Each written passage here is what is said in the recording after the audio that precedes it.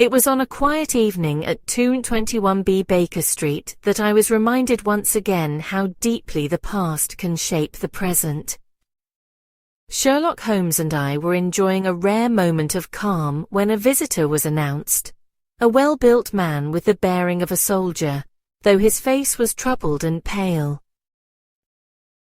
He introduced himself as Colonel James Barclay, and after a moment's hesitation, he spoke in a low, urgent voice.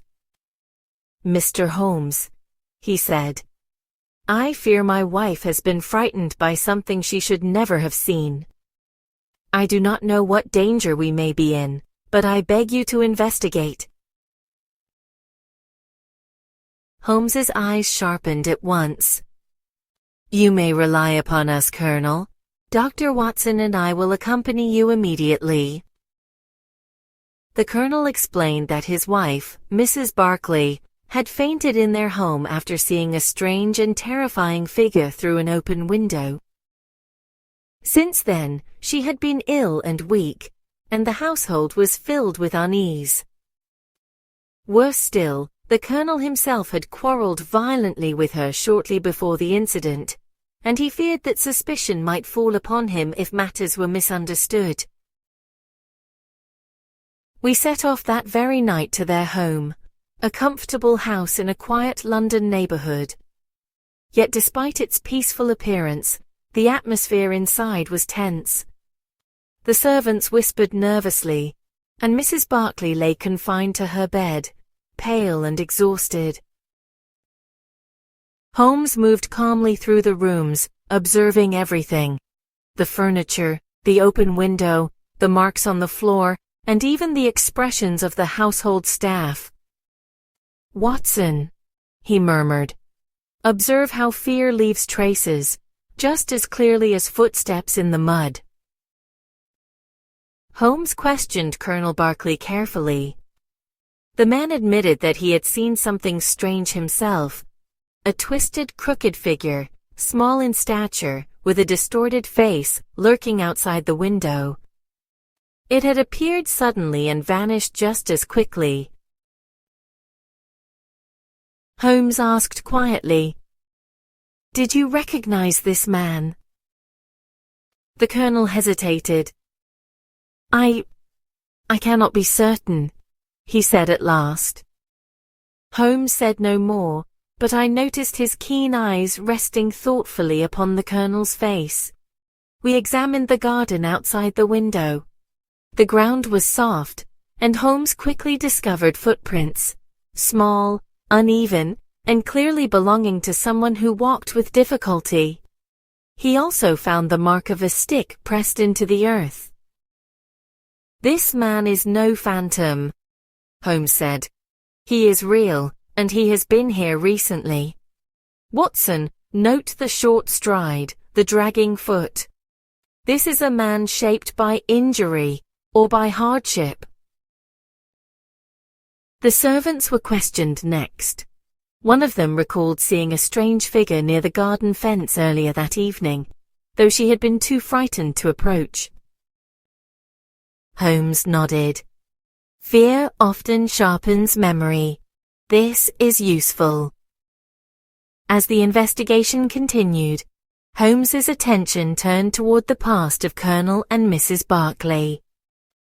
Through careful questioning, he learned that both had once lived in India, during the time of military campaigns and distant postings. At the mention of India, I noticed a subtle change in the Colonel's manner. Holmes caught it at once. "India," he said gently. "A place where many stories begin and end." That evening, Holmes and I sat together reviewing the details. "Watson," he said, "this case is not about burglary or violence in the usual sense. It is about memory, guilt, and something long buried returning to the light." The following morning, Holmes made a remarkable discovery. In a small shed near the garden fence, he found signs that someone had been living there secretly. Scraps of food, a blanket, and a few simple belongings. Most striking of all was a small, crudely made musical instrument. Holmes held it up. "A mouth organ," he said, "and played by someone with damaged hands. Watson, this man is poor, injured, and persistent. He has come here for a reason, and not for theft." Soon after, the crooked man himself was found nearby.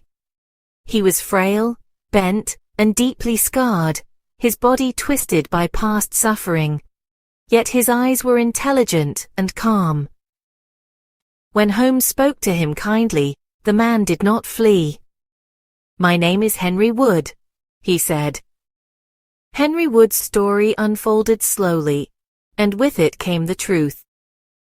Years earlier, in India, he had been betrayed by Colonel Berkeley during a military campaign. Left for dead, Wood had suffered terribly, both physically and mentally. His injuries had left him twisted and broken in body, but his mind remained sharp. Mrs. Berkeley, who had known Wood in the past, recognized him instantly when she saw him at the window. The shock of seeing a man she believed dead, so changed and damaged, had caused her to faint. Colonel Berkeley, overwhelmed by guilt and fear, had reacted with anger and denial. Yet there had been no crime committed, only a collision between past injustice and present life. Holmes listened to Wood's tale in silence, then said quietly, "You did not come here for revenge." Wood shook his head. "No, sir. I only wanted her to know that I lived, that I survived." Holmes gathered the household together and explained everything with calm clarity. There was no accusation, no drama, only truth. The colonel bowed his head, his proud posture finally breaking under the weight of his conscience. "I wronged him," he admitted, "and I have lived with that knowledge ever since." Holmes turned to me afterward. "Watson, observe how often the most frightening mysteries contain no criminal intent. This case required understanding, not punishment." Henry Wood was given aid and shelter, and arrangements were made to ensure he would never again suffer in silence. Mrs. Berkeley, though shaken, recovered steadily once the truth was known.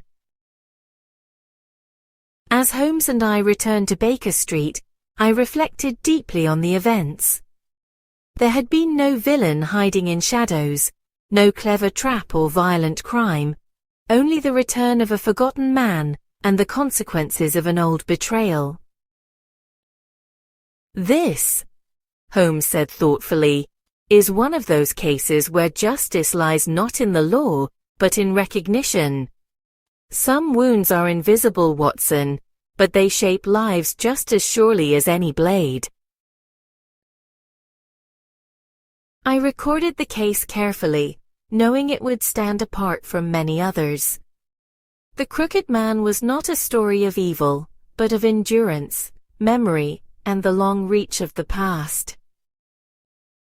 And once again, I was reminded that Sherlock Holmes's greatest strength was not only his intellect, but his understanding of the human heart.